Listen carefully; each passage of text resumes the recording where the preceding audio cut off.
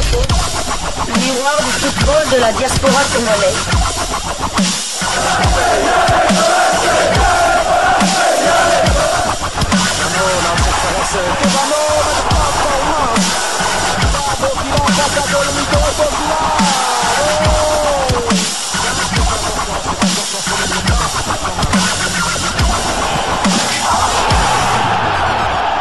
Diasco Foot, le miroir du football de la diaspora congolaise.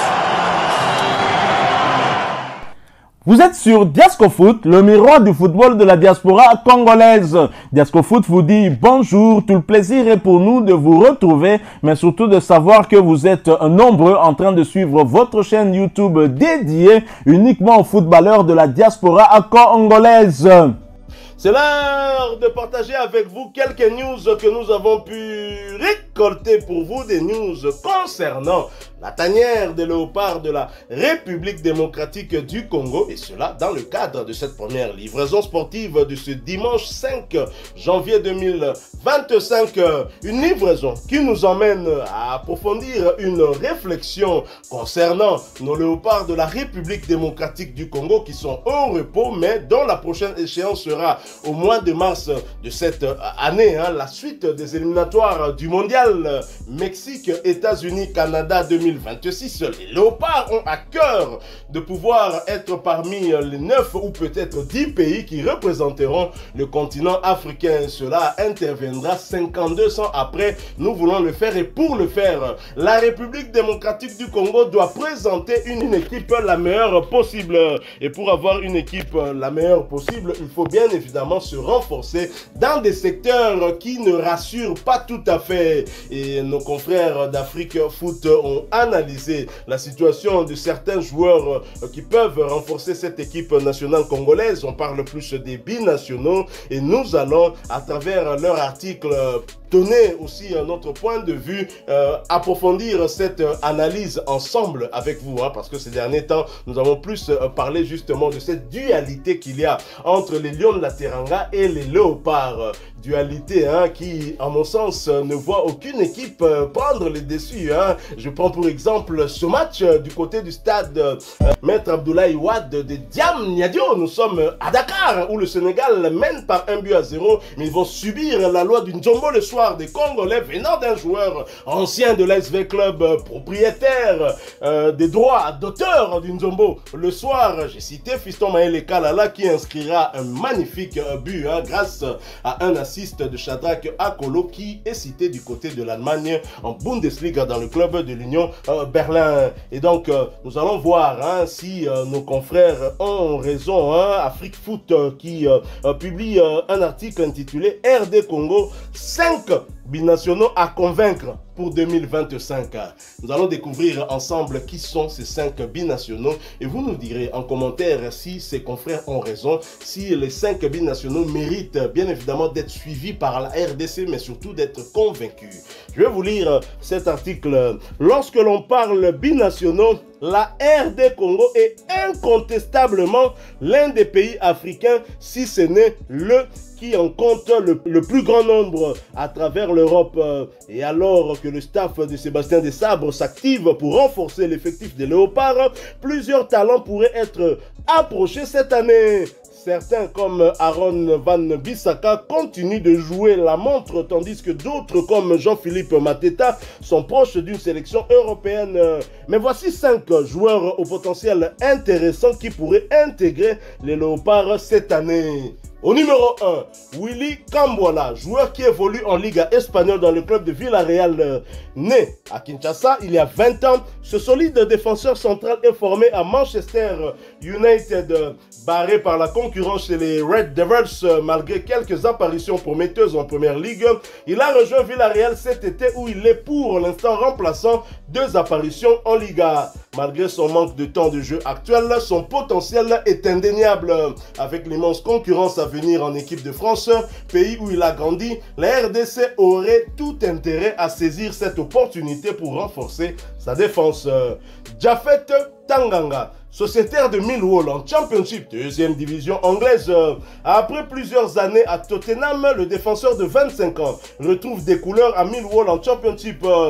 Sa polyvalence, capable de jouer en charnière centrale ou sur les flancs, et son expérience au haut niveau pourrait être précieuse pour son pays d'origine. Longtemps freiné par des blessures, il semble à nouveau à son meilleur niveau et ne devrait pas faire de vieux os en Championship. Pour une sélection congolaise qui prépare l'avenir, Tanganga représenterait une solution immédiate et efficace dans la rotation défensive. Pierre Kaloulou, Juventus de Turin.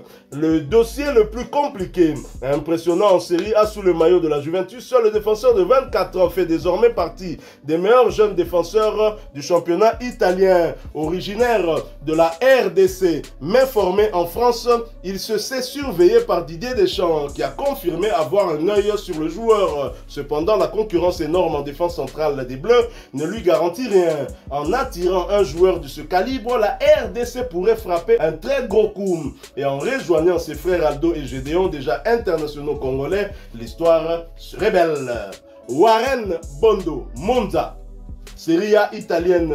Rare satisfaction de Monza Serie A cette saison, le milieu de 21 ans a rencontré Sébastien Desabre la semaine dernière, suivi par les cadors du championnat italien Naples, Inter, Milan AC. Son profil complet et technique ferait du bien au milieu des Léopards, qui a déjà enregistré les arrivées de Noah Sadiki, USG, et Ngalael Moukaou, Lille l'année passée. Si rien n'est encore concret, la RDC a déjà tenté une première approche. Michel-Ange Balikwisha, Antwerp, Jupiler Pro League, Belgique. L'attaquant de l'Antwerp voit son début de saison pourri par des blessures. 2 matchs en Pro League, mais est considéré comme un talent du championnat belge. Après avoir exprimé son intérêt pour la RDC dans les colonnes de Léopard Foot en 2020, l'ailier de 22 ans avait ensuite fait volte-face en étant sélectionné par les espoirs belges. Cependant, il n'a encore jamais évolué avec les Diables Rouges. Avec ses qualités de dribble, sa polyvalence et son flair offensif, il pourrait apporter un profil différent à l'attaque congolaise, souvent en manque de créativité. S'il venait à être appelé, il rejoindrait son frère William, déjà international congolais. Très cher confrère, un article de nos confrères d'Afrique Foot qui nous donne 5 binationaux, dont certains ont déjà fait l'objet de livraison ici à Diasco au foot.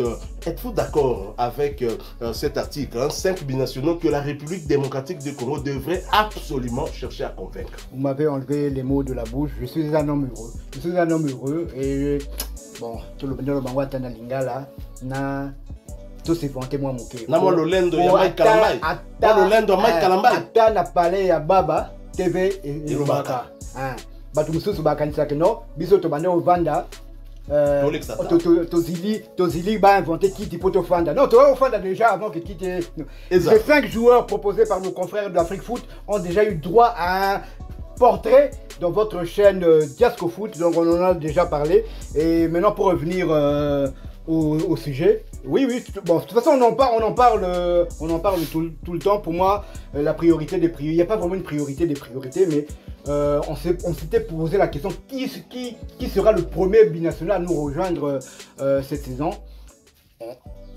Il semble que Warren Bondo est bien parti. Beaucoup plus proche. Beaucoup plus proche. Warren Bondo, comment il s'appelle, Michel-Ange Balikwisha a déjà fait des appels d'air, a déjà pris langue du côté de Joris Kayembe parce que lui aussi il a envie de rejoindre la tanière. Kambwala, lui, chaque match des Léopards, il poste sur ses pages, sur ses réseaux sociaux.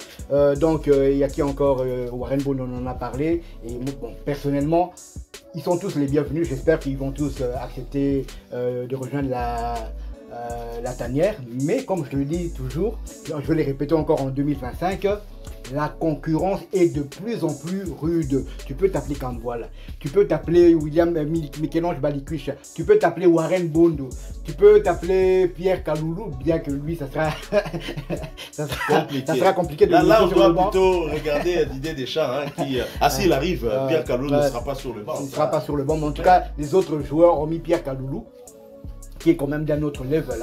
hormis Pierre Kaloulou, les autres joueurs devront batailler fort s'ils acceptent la RDC pour venir rejoindre. Parce que déjà le milieu de terrain, imaginez-vous que Warren Bondo nous rejoigne. Il aura comme concurrent Piquel, il aura Charles Piquel, il aura Moutou Sami. Ce binôme nous a rendu des fiers et qui a stabilisé le milieu de terrain et surtout la défense de la République démocratique du Congo. Et il y a deux genoux qui arrivent, deux genoux de 20 ans qui arrivent, Ngalael Moukao et le cadet national Noah Sadiki. Ajoutez à cela Edo Kayembe qui évolue aussi dans ce registre-là. Donc il y aura déjà 5 joueurs pour concurrencer Warren Bondo. Vous prenez Michel-Ange Balikwisha qui adore évoluer du côté gauche sur les ailes, bien qu'il soit droitier, mais là il aura Yohan Wissa, le concurrent principal Yohan Wissa. Là il aura Silas Katompa, il pourra avoir Meshak Elia, il pourra avoir Shadrach Akolo, il pourra avoir Théo Bongonda, il pourra avoir Grady Gangana. Donc il y a Péril, il y a beaucoup de joueurs qui pourraient concurrencer. Et bon, c'est vrai que Pierre Kaloulou, je pense quand même qu'on lui ferait quand même une place à côté de Facel Mbemba. Je ne veux pas citer le nom du joueur qui va sauter, mais lui en tout cas, sa place sera quasi assurée. On a tous compris. Et ce média Afrique Foot qui parle justement de cette concurrence du côté de la France, là où je ne suis pas d'accord, c'est lorsqu'on dit que Jean-Philippe Mateta approche. Non, Jean-Philippe Mateta, Didier Deschamps ne le calcule pas. Sont sérieux, chers confrères. Didier Deschamps ne le calcule pas. Donc, Jean-Philippe Mateta est bleu que dans sa tête. Mais s'il est un joueur qui pourrait peut-être être proche, c'est Pierre Kaloulou qui est surveillé par Didier Deschamps. Mais Jean-Philippe Mateta n'est même pas surveillé par Didier Deschamps, à moins que la France ne change de sélectionneur national. Et donc, de ce côté-là, je n'ai pas d'inquiétude. Alors, lorsqu'il dit aussi, ce média, que Willy Kambola, évidemment, dans le pays où il a grandi, la France, son pays d'adoption, il y a une très forte concurrence là-bas. Et chez le Léopard, Kambola va prendre la place de qui? De Dylan Batumbisika, vous êtes sûr? Et il va prendre la place de qui? Dylan Batumbisika est déjà sur le banc, de Rocky Bouchiri. Enoch Inongabaka, ça c'est un problème. Et cette très forte concurrence qu'il y a chez les Bleus, désormais c'est aussi le cas dans la tanière des Léopards de la République démocratique du Congo. Et c'est pour notre plaisir, bien évidemment, parce qu'on veut avoir la meilleure équipe possible pour justement rivaliser avec les grands de ce monde. Donc voilà, très chers amis, nous sommes arrivés à la fin de cette analyse, de cette réflexion que nous faisons grâce à cet article de nos confrères d'Afrique Foot. Partagez avec nous votre point de vue en commentaire, bien évidemment. Si vous avez aimé cette première livraison de ce dimanche 5 janvier 2025, laissez-nous un maximum de j'aime. Vous n'êtes pas encore abonné sur cette chaîne Diasco Foot, sachez que nous sommes et restons le miroir du football de la diaspora congolaise. Donc abonnez-vous, n'oubliez pas d'activer la petite cloche de notification, histoire de ne plus rien manquer des prochains sujets que nous allons vous proposer. Encore une fois, merci à vous, avec espoir de vous retrouver bientôt dans un autre sujet d'actualité. Mais en attendant, portez-vous bien. Diasco Foot vous dit au revoir.